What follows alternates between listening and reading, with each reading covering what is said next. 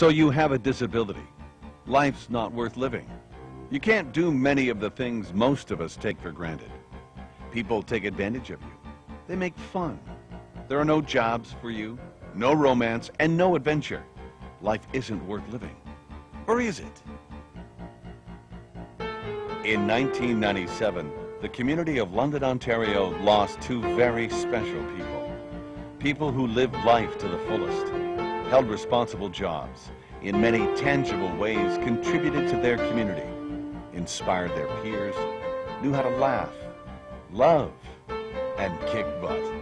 People who just happened to have disabilities.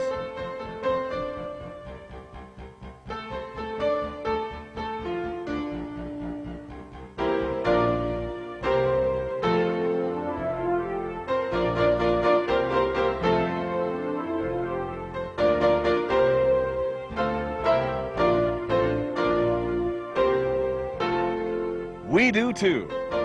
This program is dedicated to the memory of Tim Dupay and Tanis Quinnell. Now we'd like you to meet some of their friends, people who enjoy life, people who have disabilities. Hi, I'm Vicki Mayer, and I have the privilege of introducing you to some of the nicest people I know. We're going to hear their stories and visit with them, where they work, where they live, and where they play.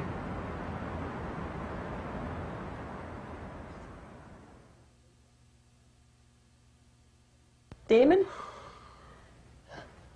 why don't you start off and just talk a little bit about you and perhaps how you met Ruth? You were telling me earlier about that process.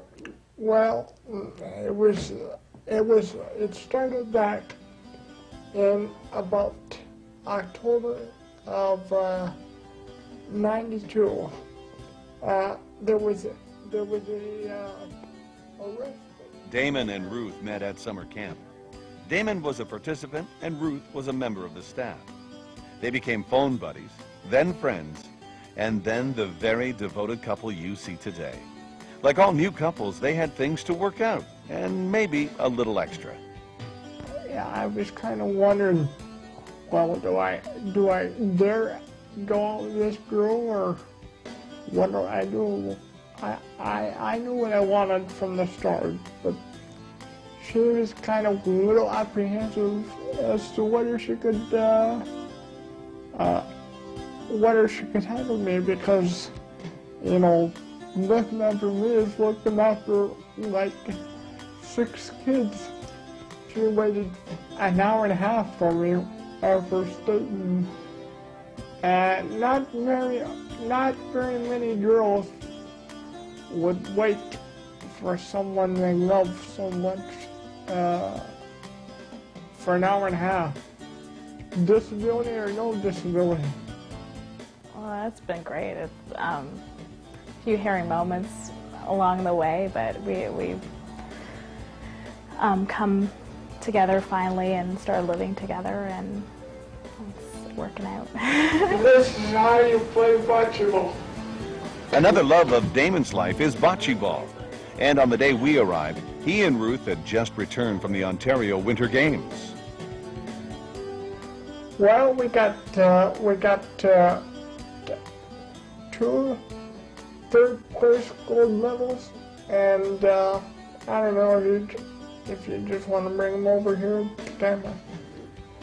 We got 2 third-place gold medals, and we got and I got 89 points in persistent bocce. Damon is also very involved in many local committees in London, including the National Access Awareness Week Committee and on the advisory board for the local paratransit. He has also dabbled in stand-up comedy and has been a regular at the annual Disabled Comedy Night hosted by Yuck Yucks and sponsored by the NAAW Group. And the God said, let there be light. I try to be funny, you know. Just like we love each other very much. She's my best friend, and I wouldn't replace her for the world.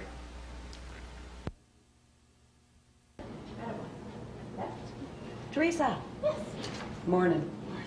Teresa Eaton. This afternoon, I know that we're going to be spending some time in your home meeting your family, but this morning we arranged to meet here and you promised that you'd give us a tour of your office and talk about what you do for a living. Yes. Okay, you want to lead on? Sure. Good stuff. It's okay. No, that.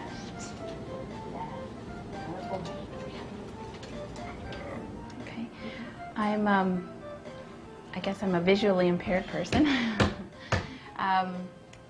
And I have been almost since birth, but not quite.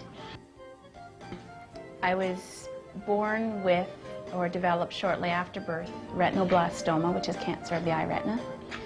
And that led to a series of treatments of radiation and chemotherapy. And by the age of 3, I had no vision left. And both my eyes had been removed. Then I went to university. I must say that it's something I was really proud of. When I applied to university, I was accepted at all 3 of the universities that I had applied to, which made me very proud.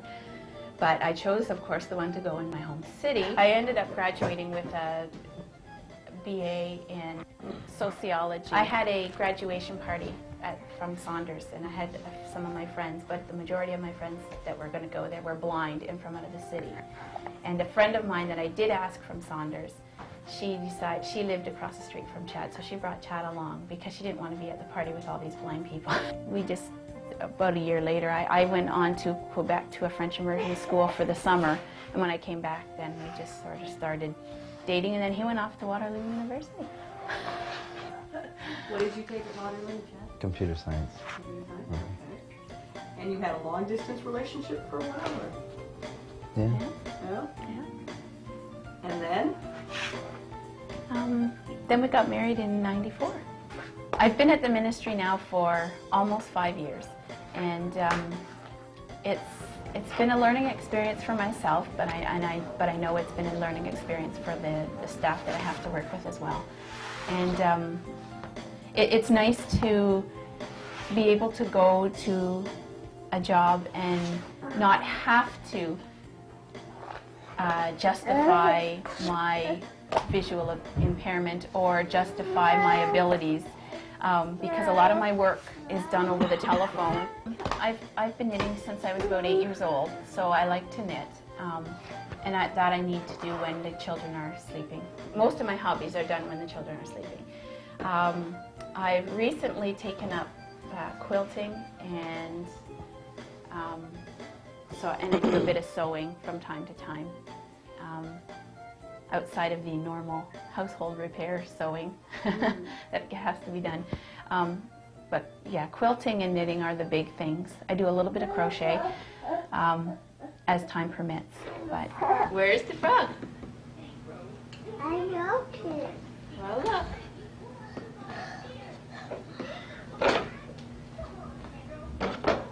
Where's the frog? There it is. And what?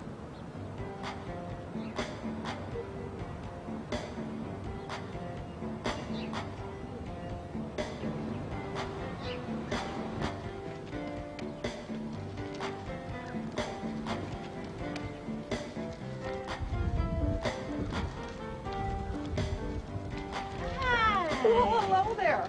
Hi. I'm terrific. How are you doing? I want to introduce Dory Colbert, one of the busiest ladies. I know. Okay. We caught you going out, didn't we? So, where are you off to?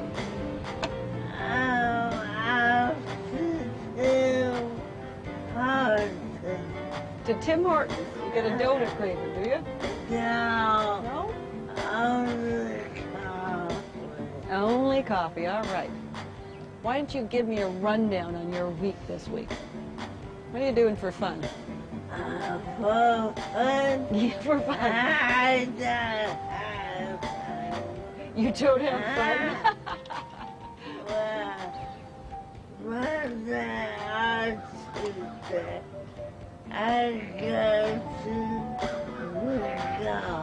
You're a big bingo player. I see you lots at bingo. Yeah. And then Wednesday, I always go to a show. You hit the movies on Wednesday night. Then please run. And I just got You are busy every night of the week, just about, aren't you? And when you're not gallivanting around the city, you're playing with your computer. Are you still spending lots of time with your computer? Yes, I love Good deal. and the Scrabble game. Scrabble.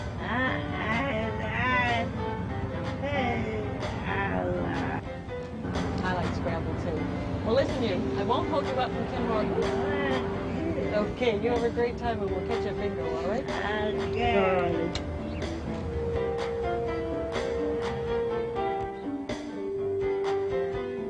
Disabled as a result of a car accident in 1969, Dory Culbert is a well-recognized figure in the London community.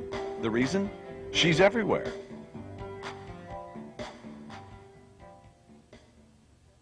Hi. Today we're visiting a friend of mine, Ava Rinn, at her home, and Ava and I have known each other for a long time, but she's going to, for the camera, talk a little bit about her early childhood, her identification of her disabilities, and some of the events that happened in her life. Hi, Ava. Hi, Vicki. I was born in or raised in a little town outside the city, very small place, so of course everyone knew everyone. My disability was identified fairly early, which can be a good or a bad thing, I guess, depending on who you are. So when I was a really small baby, I was diagnosed as having congenital cataract. I'm still considered to be legally blind, which means that I have less than 10% functional vision. I went to regular high school. I went to university. Well, actually, I guess what I'd say about it was I didn't really have a goal. There wasn't a reason why I wanted to be there. I knew I wanted to go to university, but I wasn't sure why I did.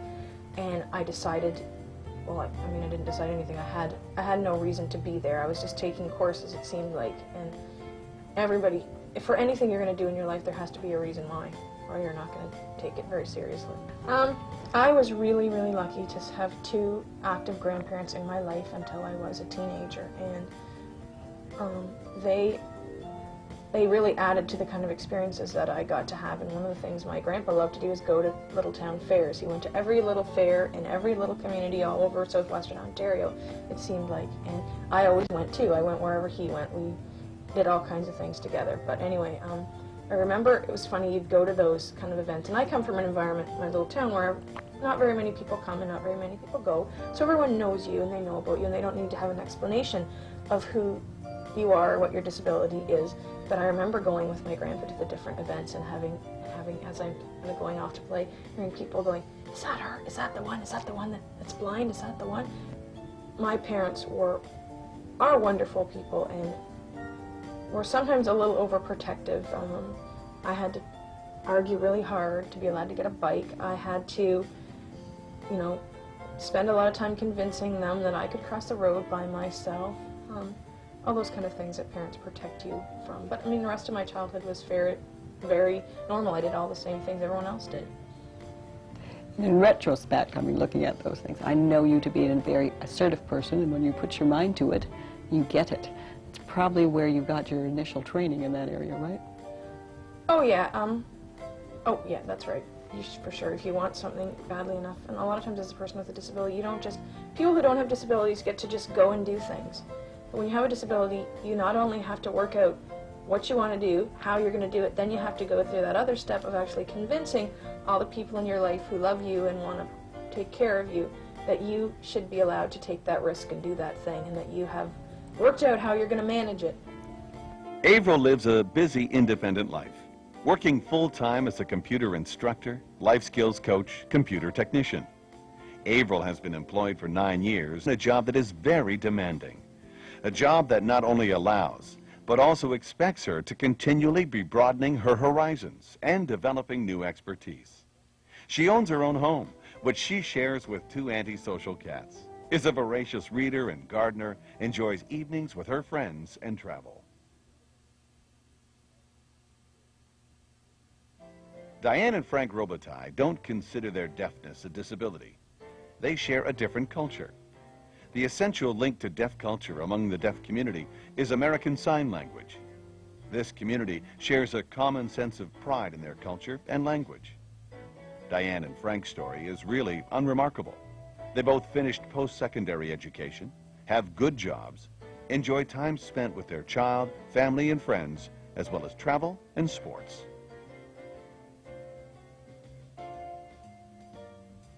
Hi, my name's Frank. My name sign is an F at the forehead. I was born deaf. My parents are hearing. There are 5 siblings in my family, 3 deaf and 2 are hearing. I have many cousins who are deaf. It is hereditary. I went to Milton School, graduated, and then went to Madonna College for 1 year. I then transferred to Gallaudet University, and I'm now working at a manufacturing firm making large trucks.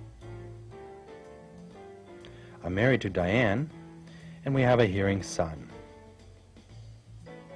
Hi, I am Diane Robitaille. I am deaf. I was born deaf to a hearing family.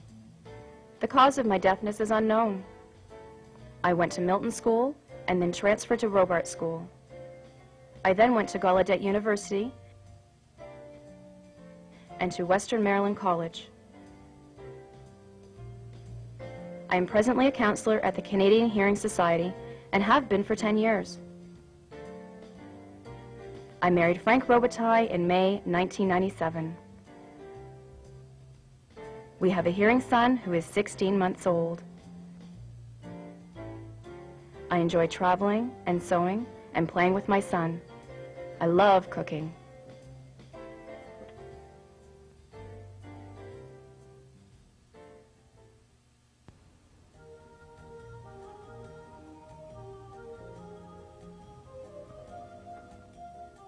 At the home of another one of my favorite people, Myrtle Evans. I've never heard the story of your life, Myrtle. Well, as you can tell, I'm in a wheelchair from polio, 1953. Okay. And when I took polio, I had 4 little children. And shortly afterwards, my husband disappeared. And we had only moved to London about 6 months before. And when he disappeared, I still couldn't even sit up. And eventually I came home from hospital, got my children home, and I raised the 4 of them by myself. It wasn't easy. And there was lots of scrapping and fighting, and when they got to their teens, I felt like a punching bag. But we managed, and I'm pretty proud of them. And I've now got 6 grandchildren and a couple of great-grandchildren. Not one to let the bumps in the road get her down, Myrtle took correspondence courses from the time her kids were little and then formally completed her education in her late 30s. She began working in a full-time position and stayed for 26 years until her retirement. And since I have been having an absolute ball. Myrtle graced us with some of her memories and wisdom. On grandkids. Grandkids you love twice, you know, coming and going. On Myron Angus. He always made me angry because I used to sit beside him taking notes at meetings. Well, heck, he could take them as fast as I could, but his were more legible. Regarding Tanis. She was just quite the all-round gal, that one, but her intelligence was so intense. She was really marvelous. You know, I had a friend of mine say one time, polio wasn't a nice thing to take, but look at the marvelous people we met because of it. And on life in general. And she said, Myrtle, live one day at a time. Don't look forward and don't look back. And it's good sage advice, I can tell you. Today we're at the home of Jim Wooten, another friend and colleague of mine. Jim is incredibly talented and a really interesting character. And we're going to spend a little bit of time getting to know him better. Jim Wooten's career as an artist began when he first learned colors with his mother at the age of 3. Due to attention deficit disorder, Jim struggled through school, but found that he could work out some of his excess energy through drawing. As I went on in school, I got to enjoy my art more.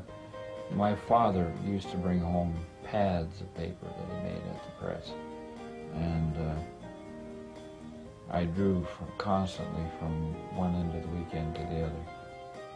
A psychiatric survivor, Jim's work reflects his life. I do drug drawings now. Drug drawings are takeoffs of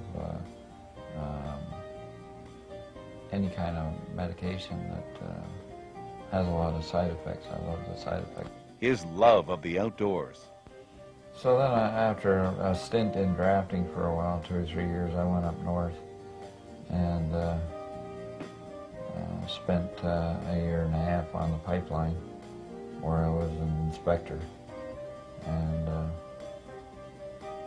really found myself there and did a lot of wandering in the bush and soul searching and everything else. The people he spends time with. Brownie had such an interesting face that I thought, well, I'll do a carving of him. So I did carving of him. He was a North American rodeo star back in the 30s, 40s. And he's reflected in a lot of your work, you see, Brownie. He's quite the guy. You use so many different kinds of textures and mediums, and for your work, it's... I never stuck to one. I started out wood carving and wood turning. But I got into flat stuff. My wife got me into that more than... Started out with oils about 7 years ago, back into that again. And I just continued on with the pastels and the pen and ink and pencil and watercolors and watercolor pencil crayons and just all that stuff. I try everything. And the plaster? The plaster is back in when I was at Ashland. Jim now assists many community groups in their fundraising endeavors. Last year there was, of course, Access Awareness Week, Independent Living Center, Alzheimer's, CMHA Chatham, CMHA Stratford, epilepsy, goes on. You're really incredible. Jim Wooten, big talent, bigger heart.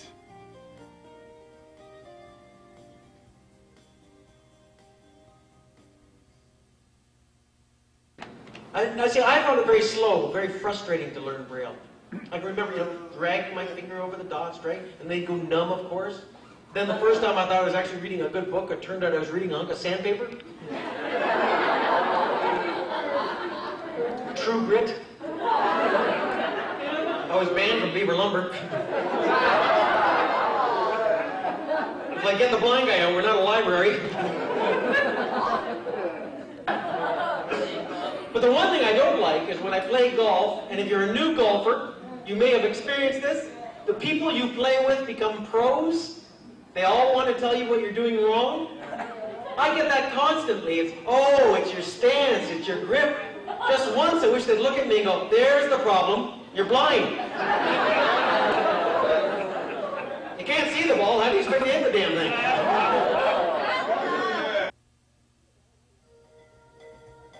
John Fawcett and his friends at Hutton House enjoy a variety of activities while learning, experiencing a sense of accomplishment and having fun. John, tell us a little bit about yourself.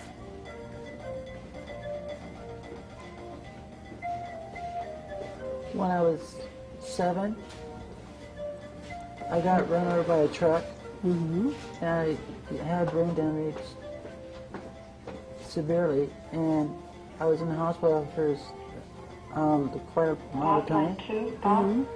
When I was 19, I got burned to a house fire.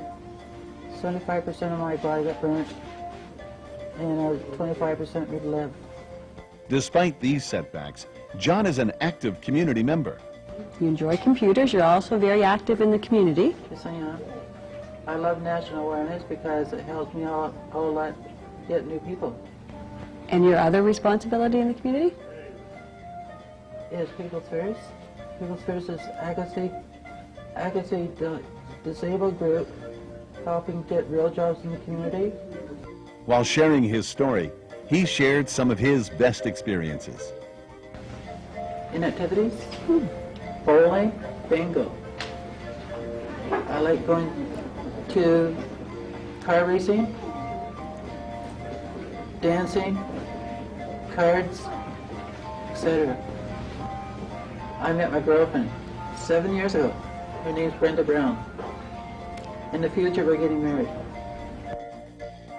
And finally, we met some of his other friends. My name is Sean Curry, and I work here. I started working here at Hatton House in 1989, and I like working here because I make lots of friends. And I just started a teaching job last year, and I've been teaching John on computers for a year now. We watched them work in the cafeteria, on computers, and at the loom. So much to do.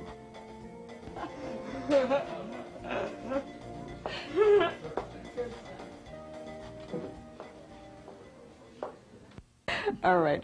Michael, you're going to start and you're going to talk about yourself a little bit. We've already agreed upon this, so why don't we hear a little bit of the Michael Lewis story? That's right. The emphasis was on a little bit. I went blind when I was 6 years old, which is not necessarily a big deal, although it was a major turning point in my life. I had a disease called retinoblastoma. I went to this specialized school. They have a couple of them similar up here in Ontario and other provinces in Canada. And I'm really glad that I did. They tried to, at least in my case, they tried very hard to to let me learn from my mistakes without getting myself killed in the process. That's something that I'm a big advocate of. When I was 8, I started taking music lessons, piano lessons specifically, and that's where all the trouble began. I went to university. I was an okay student when I bothered to apply myself, which was relatively rarely, because at the same time this was all going on, the war in Vietnam was happening in the States, and I had become very politically active on the left. I'd also gotten deeply involved in the folk music movement and became an amateur, what amounted to a full-time amateur performer. I woke up one day in April of 1970 realizing that I had not been to class for 8 weeks, and that if I did not withdraw legally the next day, I would be flunked out of university at the end of May. Hence, I went down and withdrew without telling my parents. They weren't amused. What are you going to do with the rest of your life? I wasn't quite sure. But I made a phone call, and the reaction was, where have you been? We lost your phone number. Can you come up here and audition? We're thinking about expanding the band. So I leapt onto a Greyhound bus one night, on the 4th of July, oddly enough, with a suitcase and an organ and a couple of amplifiers, and I wound up in Hamilton, and I didn't come home for 6 months. And that was just to visit my parents. I've been living in Canada ever since, so that's the better part of 30 years. When you start talking, you're asking me about highlights, and really in that case, it almost gets to the point where there are too many to be remembered or to be listed. The music, for all of its faults and all of its problems, and the business is a pain, there's no question about that, but it forced me into situations, survival situations, travel situations, mobility situations, interpersonal situations that I never probably would have gotten involved with had I gone a more traditional route. Had I wound up being a psychologist for the state of Illinois, there would have been a lot of screwed up people in Illinois.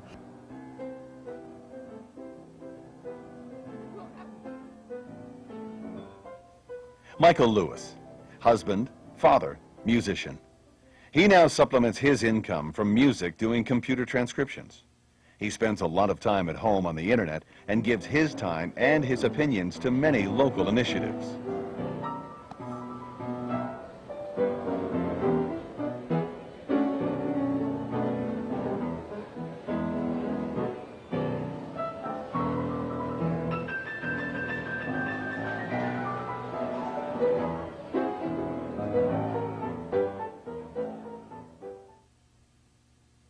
Born with arthrogryposis, a recently identified syndrome that left him without the use of his arms, hands, or legs, Myron's parents worried that there would be nothing that he could do.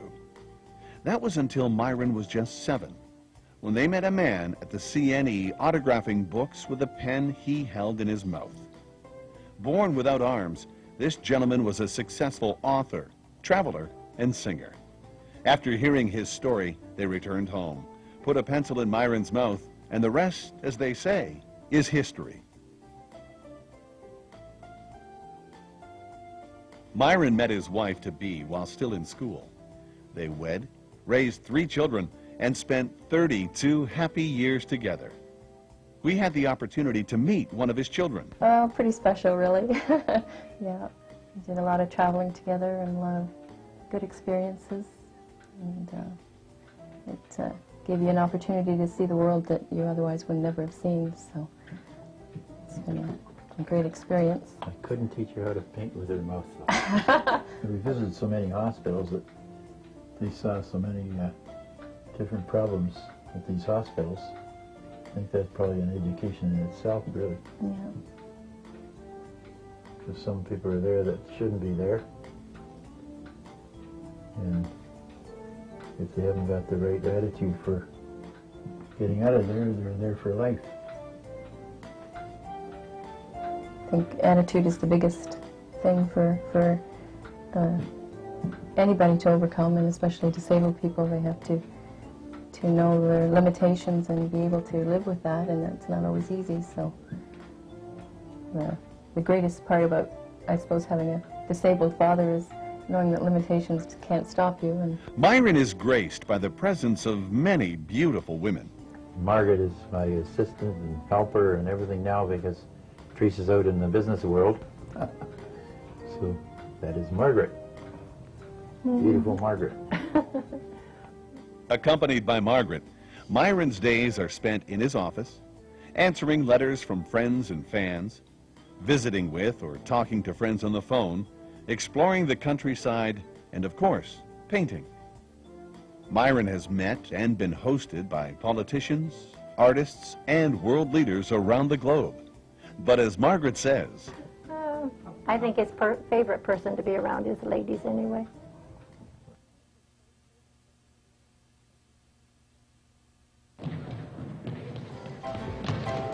now here are some members of the London Wheelchair Basketball Association, the LWBA. Rules, this sport provides these athletes an excellent outlet both physically and psychologically.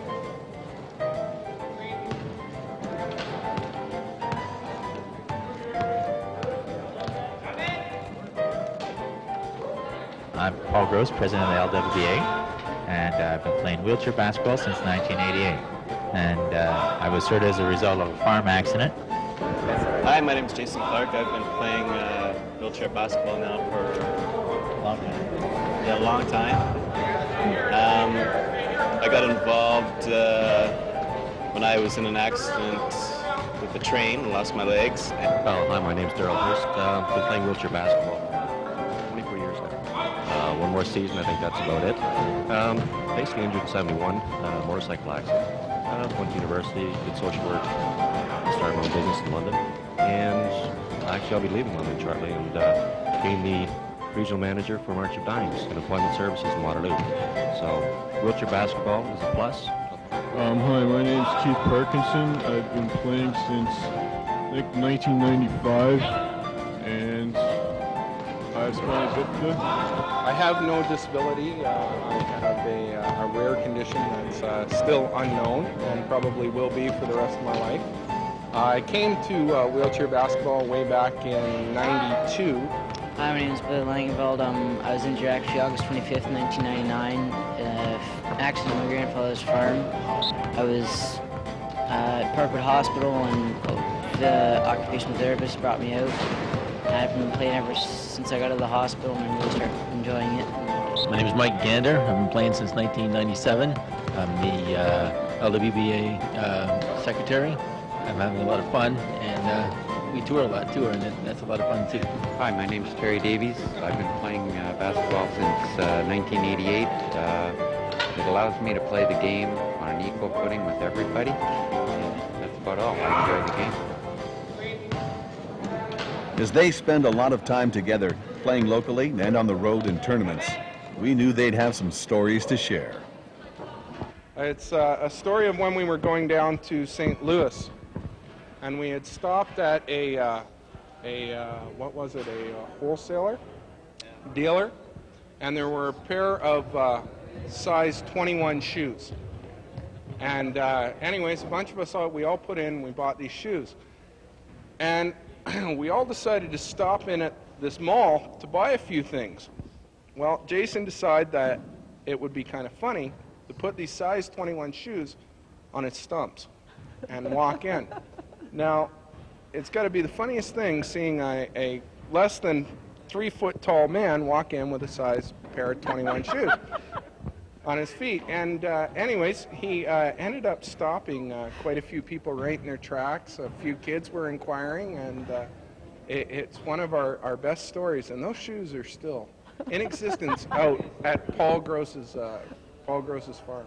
That's one of our more funnier stories. Yes! I was diagnosed with spinal muscular atrophy. It's a form of muscular dystrophy. And we were raised as though to do everything that you possibly can. And if you can't, well, at least you know you've tried.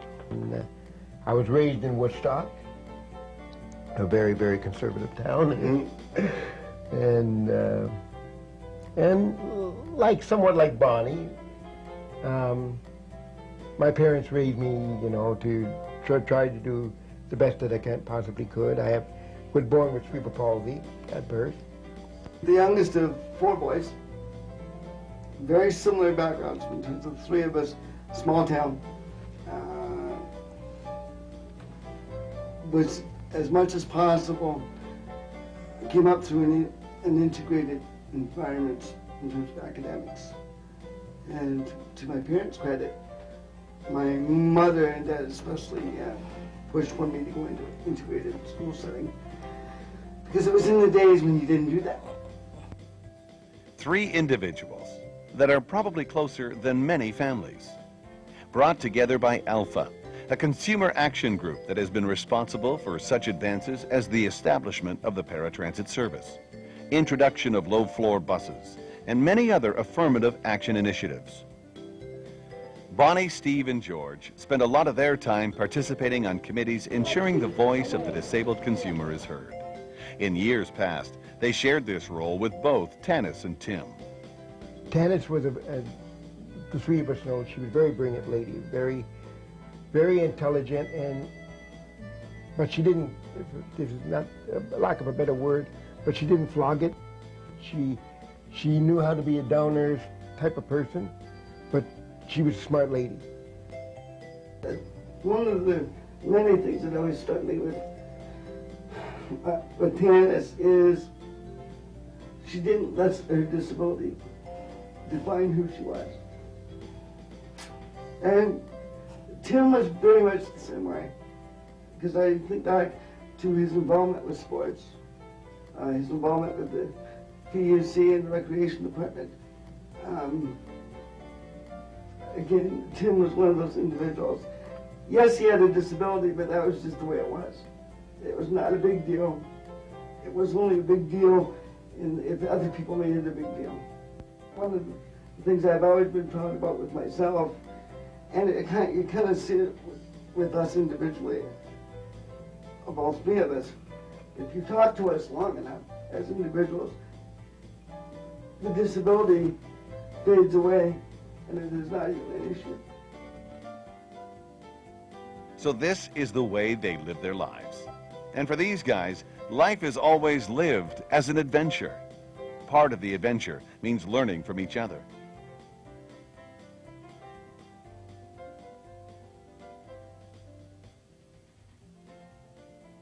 Bonnie was hearing that I was going all over these places, and she said, well, how do you get over the railway tracks? Well, I said, I'll take you out one Sunday afternoon on a sunny day, and I'll show you how. I said, you just can't tell. But I said, the short version of it, you take a deep breath, and just put your chair in high gear and run the rail. Another home the crew had the privilege of visiting was that of Linda Murray, Tim's wife. Tim and Linda met in the summer of '88 when they both were working at the Long Woods Road Conservation Area. They began dating that December and married in 1992. Linda shared some of her memories of their life together. Went to the Dominican, I believe, in '93, and to Texas, and we like to travel. And that was when we were in the Dominican, and Tim decided that he was going to go out on the dance floor, and this couple that we had met, the one girl just grabbed him and started leading him in the conga line. It was quite comical, and all these people got in, and you had to make sure that Tim didn't run over their feet as they were moving through the line. Tim loved to fish. Every year we would go up with friends to, Tim's family had went to this cottage for numerous years, and we went up there for 2 weeks. And Tim lived his whole year to get back to the cottage to go fishing, because he could fish all day and then visit with people in the evening and socialize.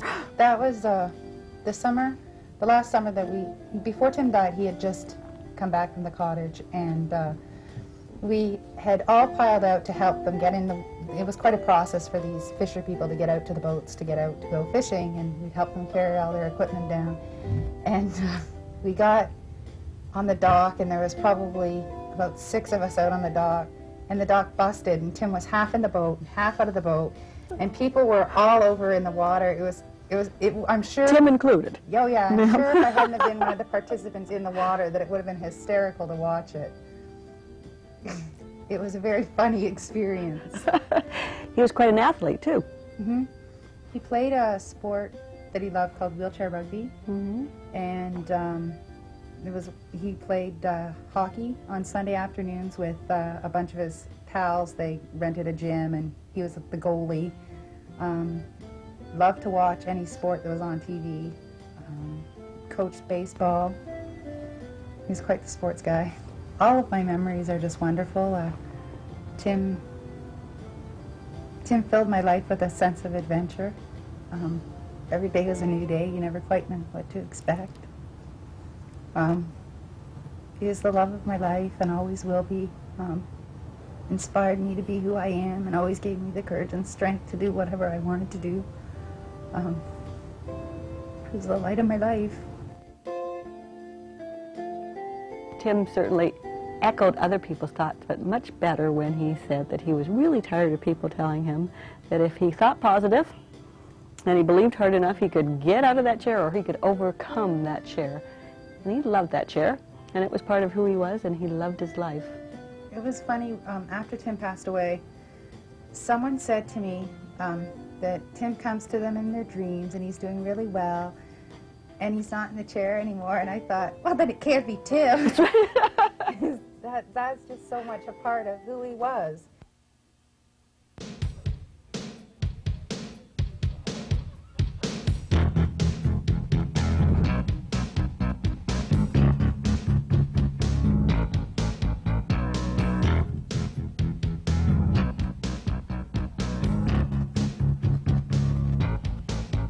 Do you like to go to parties? Do you like to play around? To check out the latest movies? Or maybe catch your favorite sound? To plan your life with someone special? To maybe hold a winning hand? Now before you give your answer, there's something you should understand. We do too.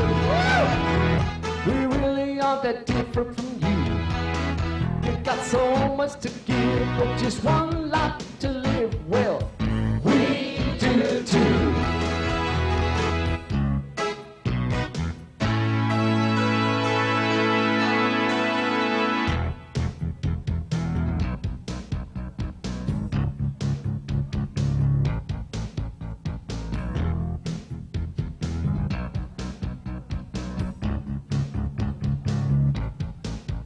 Do you like to go out dancing? Or maybe shoot a game of hoops. To play it safe or take some chances.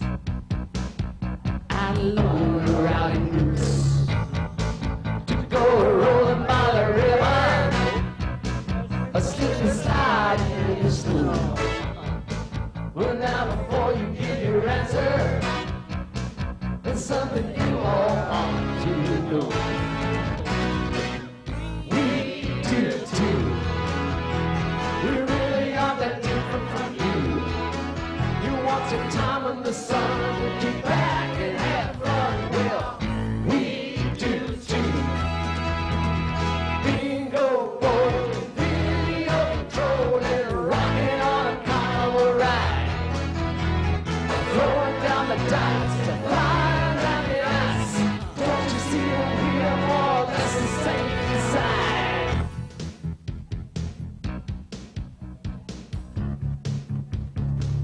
We are more or less the same inside.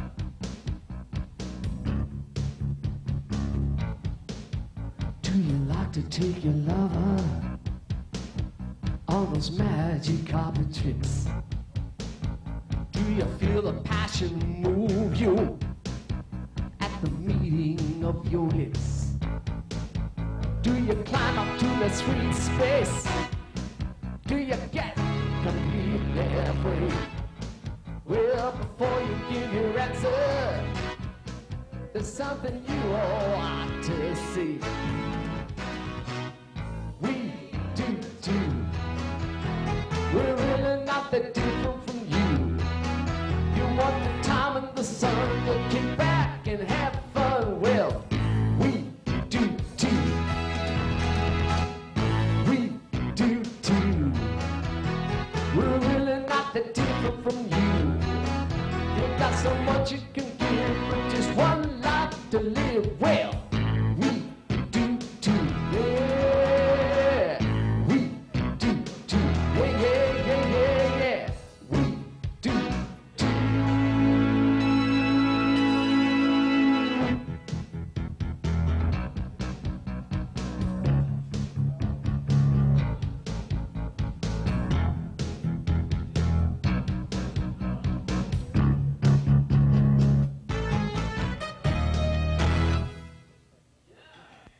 Accommodation, training, and networking for persons with disabilities. The local National Access Awareness Committee and Take 3 Film Productions would like to thank the family and friends of Tanis Quinnell and Tim Dupy. May their spirit continue to inspire us all. Do you like to go to parties? Do you like to play around? Attitude has long been one of the major barriers to access for people with disabilities. These limiting attitudes on behalf of the non-disabled community range from blatant discrimination based on ignorance and fear to well-intentioned exclusion by individuals who can't see beyond the disability and set themselves up as helpers, thereby disallowing the individual to do for themselves or to try new things. This film intends to help you see beyond and to share some good news stories that may help others to see the possibilities of happiness.